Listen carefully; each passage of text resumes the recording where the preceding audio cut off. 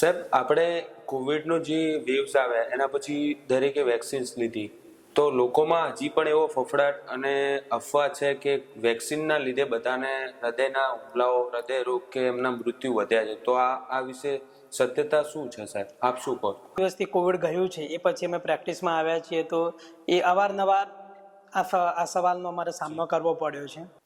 તો આ વિષય પર જોવા જઈએ તો ઘણી જ ગેરસમજ છે, એટલે કે મિસઇન્ફોર્મેશન છે. જી જી.